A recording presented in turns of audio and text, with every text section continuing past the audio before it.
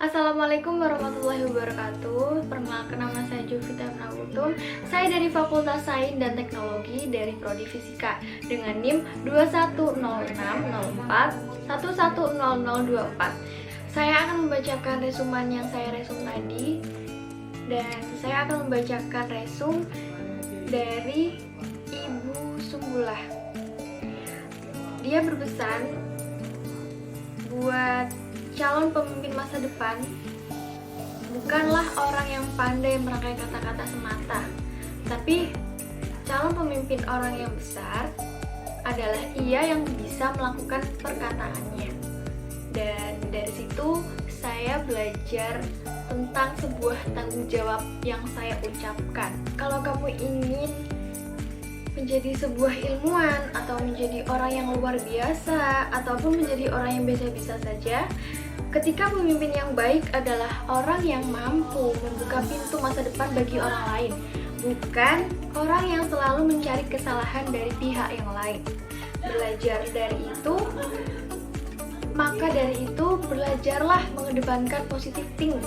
Jangan selalu berpikiran negatif thinking. Itu adalah pesan Ibu Umi Sumbullah. Pesan kedua dari Ibu Umi Sumbullah adalah pemimpin sejati bukanlah orang yang hanya mampu memprovokasi dan terprovokasi, namun dia membangun jati diri dan memotivasi diri sendiri. Karena itulah, temukanlah jati diri Anda. Kita tidak tahu, kita harus tahu kita akan melakukan apa untuk 4 tahun ke depan, dan kita akan melakukan sebuah perubahan apa untuk diri kita sendiri. Setelah motivasi yang Ibu Umi Sumbullah berikan, kita akan lanjut ke visi misi kampus kita. Visi misi dari kampus kita yaitu terwujudnya pendidikan tinggi integratif dalam memadukan sains dan Islam yang bereputasi internasional, terutama pendidikan tinggi integratif dalam memadukan sains dan Islam yang bereputasi internasional. Misinya yang pertama adalah mencetak sarjana yang berkarakter ulul albab dengan menghasilkan teknologi seni yang relevan dan budaya sains tinggi. Nah, dari visi itu, tentu kita sebagai mahasiswa bertanya-tanya, apakah sekarang ini UIN Malang, tempat kita akan digembleng, itu sudah berputar internasional? Kemudian, apa sih ulul albab itu? Apa gunanya reputasi internasional? Ini ternyata mulai tahun 2021 sampai 2025 merupakan masa atau periode untuk mencapai pengakuan atau rekognisi dan reputasi internasional. Hal ini bukan sekedar kata-kata, tapi merupakan hal yang harus dicapai dengan jerih payah yang luar biasa dari universitas maupun dari mahasiswanya. Tentu saja hal ini harus diupayakan untuk mencapai reputasi nasionalnya dan regional ini. Dan hebatnya, kampus UIN Maliki ini termasuk top 10 Islamic University di tingkat dunia pada tahun 2020. UIN Malang memiliki keunggulan yang berbeda dari perguruan tinggi Islam lainnya. Bapak Ahmad Fatah Yasin berkata bahwa untuk mengumpulkan KKM, Satuan Kredit Kegiatan Mahasiswa, yang akan dituangkan dalam surat keterangan pendamping ijazah, minimal skor kegiatan intrakampus atau kegiatan ekstra atau kegiatan non-nominal 200-500 poin. Itu diperoleh bukan hanya menjadi mahasiswa saja, tetapi juga harus ikut berkecimpung pada kegiatan lainnya. Kami juga menyediakan banyak beasiswa untuk mahasiswa UIN Malang ini. Masih sangat baik, jurnal maupun nasional. Jumlah poin akan ditambah. Kita sebagai mahasiswa bukan hanya belajar. Dan sebuah mahasiswa, jika ingin memiliki poin yang banyak, sangat bisa untuk sering mengikuti seminar. Kita harus bersyukur atas apa yang disediakan oleh kampus dan fasilitas yang disediakan oleh kampus untuk mahasiswanya. yakni salah satunya Wakil Rektor Bidang Kemahasiswaan bersama Kabag Kemahasiswaan yang telah menyediakan berbagai macam fasilitas. Bagi mereka yang mempunyai kemampuan hafalan pun, kita juga punya fasilitas untuk melatih melalui beberapa kegiatan, yakni kegiatan intra ekstrakurikuler maupun ekstrakurikuler bersama-sama. Dan Bapak Rektor pun ikut menghimbau untuk patuh dan tunduk pada aturan yang selalu diterapkan di kampus. Jika ingin kita menyampaikan aspirasi, pendapat yang ingin kita salurkan harus melalui pendamping kakak-kakak senior kita. Materi yang ketiga ini baru saja disampaikan tadi siang, yang berjudul DEMA-U. Apa sih DEMA itu?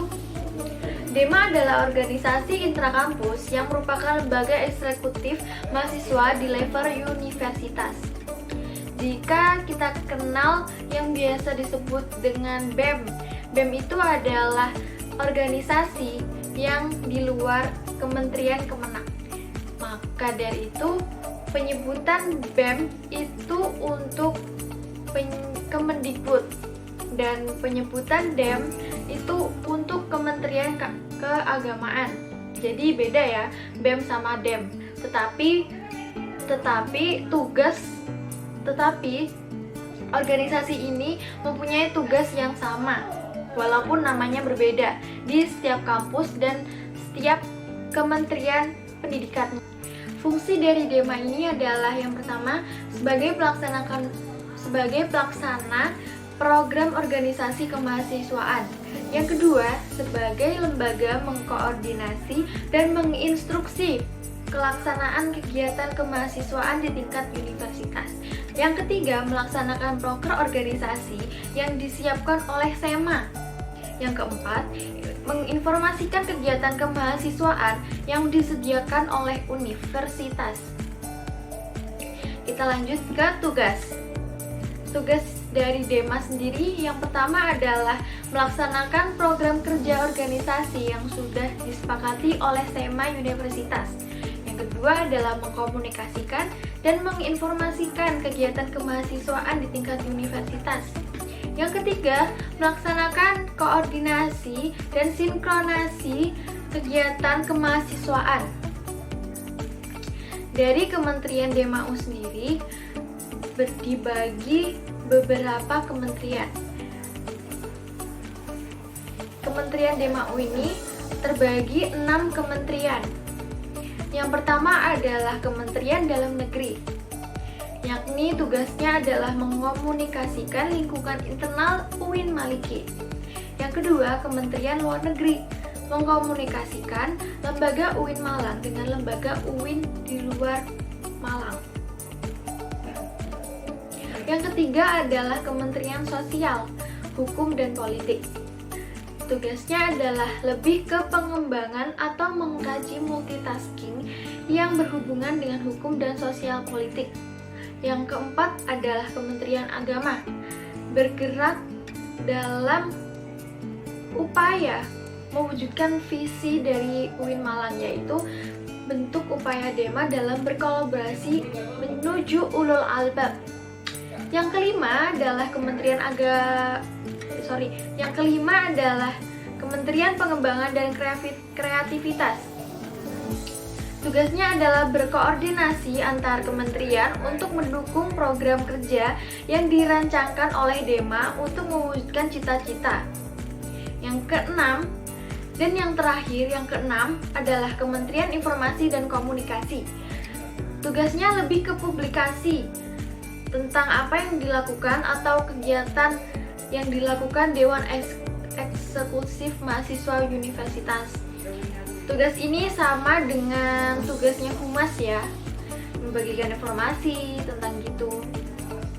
Pasti kalian bertanya-tanya, tadi saya sempat menyebutkan sebuah kata, yakni SEMA. SEMA Universitas ini adalah lembaga legislatif yang bertugas untuk mengkoordinasikan DEMA, UKM, dan HMJ yang ada di universitas. Ada beberapa fungsi dari SEMA, yakni ada advokasi, legislasi, pengawas, dan penganggaran.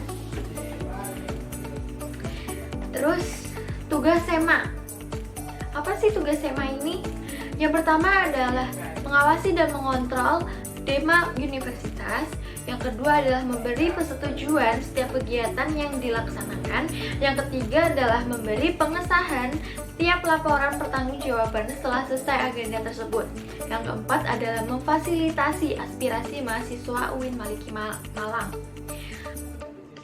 Wewenang Senat ini terbagi menjadi 4. Yang pertama adalah Komisi A yang berisi tentang advokasi dan hukum. Yang kedua adalah Komisi B yang mengawal Orwama UIN Malang.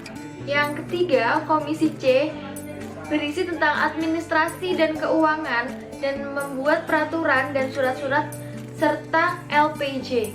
Yang keempat adalah Komisi yang berisi tentang informasi dan komunikasi, publikasi kerja di Senat Mahasiswa Universitas. Apa sih persyaratan untuk bergabung di DEMA ini? Yang pertama adalah IPK minimal 3,00. Agar bisa check and balance. Yang kedua adalah punya SK kepengurusan Ormawa minimal 1, baik HMJ, SEMA, DEMA, fakultas. Yang ketiga adalah berkomitmen berjuang dalam satu perjuangan.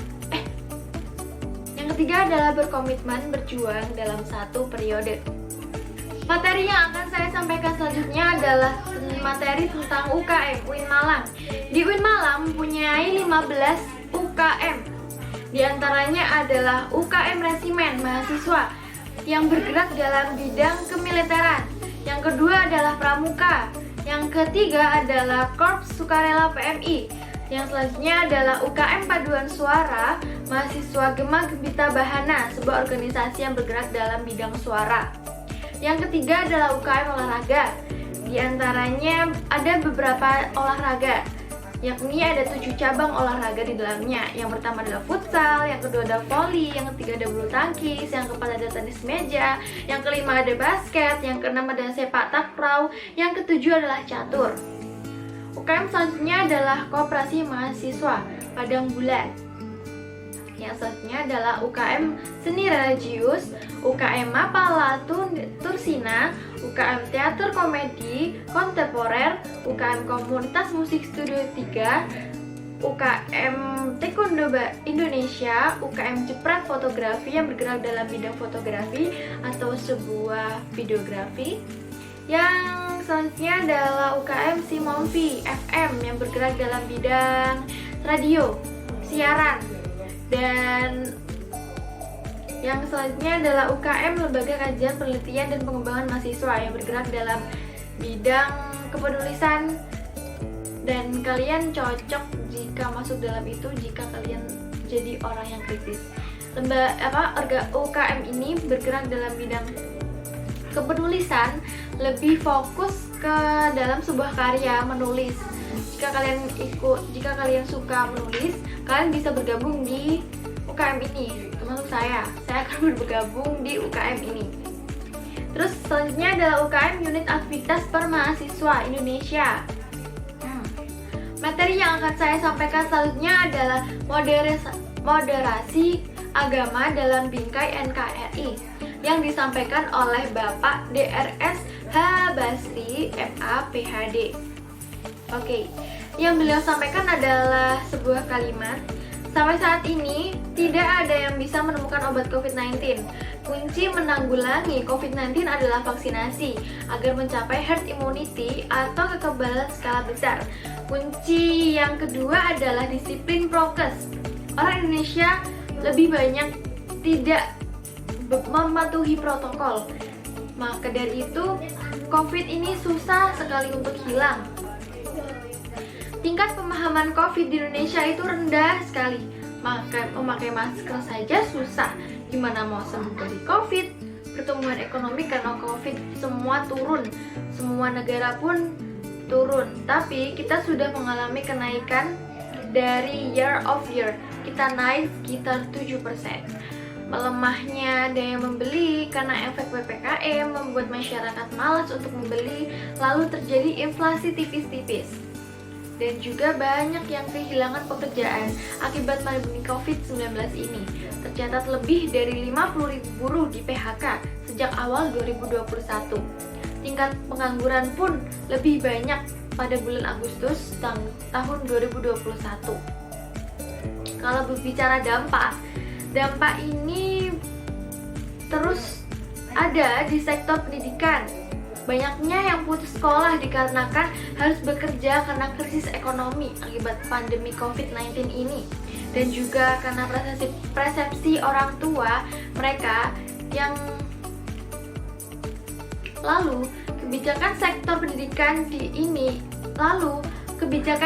pendidikan di masa pandemi ini adalah memberikan bantuan kuota data internet seperti subsidi BLT dan DLL. Bantuan lanjutan untuk bulan September, Oktober, November Bantuan lanjutan untuk bulan September, Oktober, dan November sebanyak 2,3 triliun. Agar kita tetap bisa tatap muka, kita harus melakukan kolaborasi. Model kolaborasi ini tidak hanya model di pandemi, akan tapi menjadi model kolaborasi masa depan yang mampu menaikkan kelas sektor ekonomi, pendidikan, dan sektor lembaga di Indonesia. Sekarang kita berada di era digital 4.0 dan akan menuju digital 5.0, yaitu seperti memakai hologram. Kata pepatah, siapa yang ingin memajukan Indonesia, dia harus pandai IT. Barang siapa yang tidak bisa menjadi mahir dalam IT, maka dia akan diperbudak oleh dunia. 3 kekuatan pengubahan dunia adalah 1. Kemajuan teknologi, 2. Agama, 3. Pasar. Dari 3 ini adalah komponen penting dari penguatan perubahan dari dunia ini. Peran dan peluang UIN. Yang pertama adalah arus utama pengembangan teknologi digital. Yang kedua adalah link dan match dengan sektor industri. Yang ketiga adalah menjadi kekuatan skill exporter. Yang keempat adalah expatrium, ajaran agama inklusif.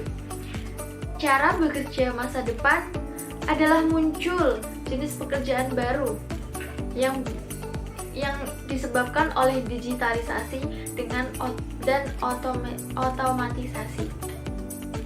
Maka dari itu, pentingnya kita mempelajari sebuah ilmu teknologi agar kita tidak mudah dan tidak gampang dipermainkan oleh teknologi itu. Di dunia digitalisasi ini kita harus mampu beradaptasi dengan zaman yang sudah ada sekarang.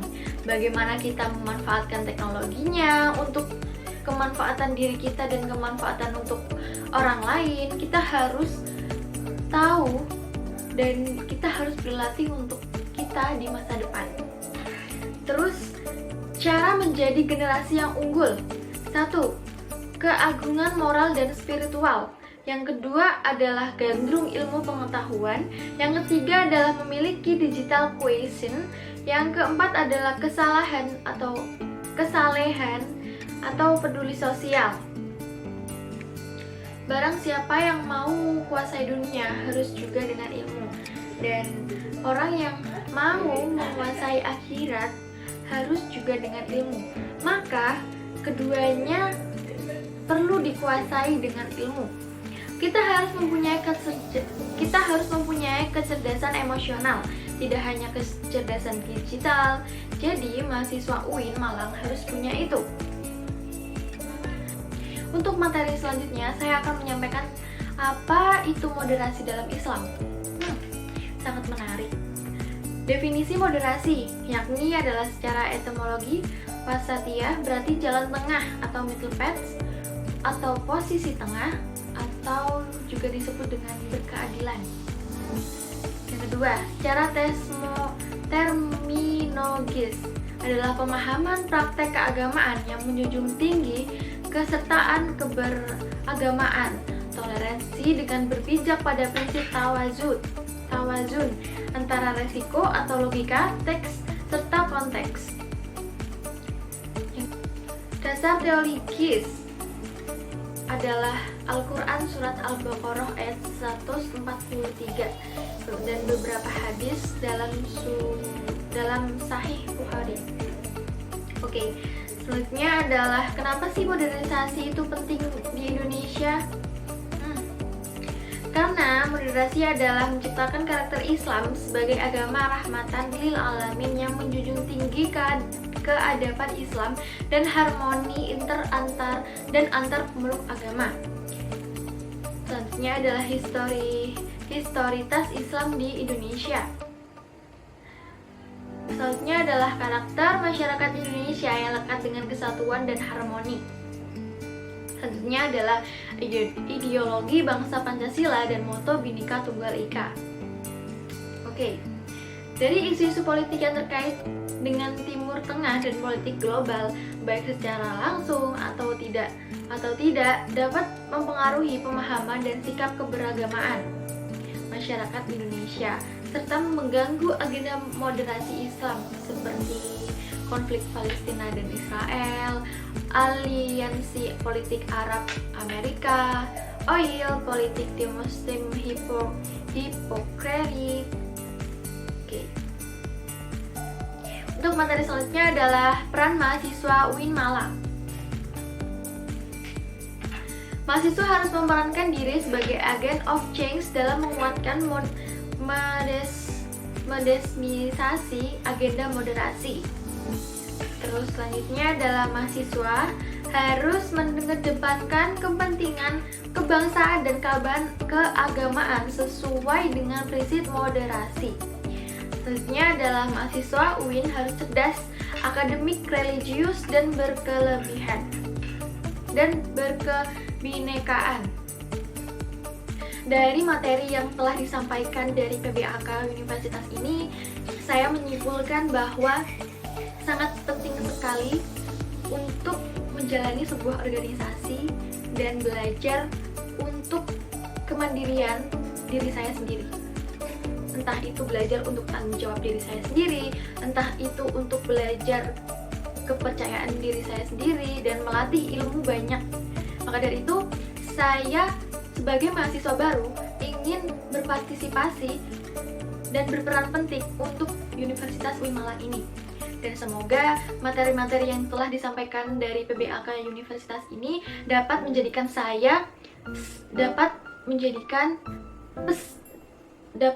pesan untuk saya dan bekal untuk saya agar tetap patuh, agar tetap konsisten atas apa yang saya cita-citakan dan saya rancang dan untuk ciptakan beserta tujuan yang ingin saya raih. Terima kasih telah menonton video ini. Semoga video ini bermanfaat dan saya mohon maaf jika ada kesalahan kata yang menyinggung pihak lain. Saya mohon maaf sebesar-besarnya.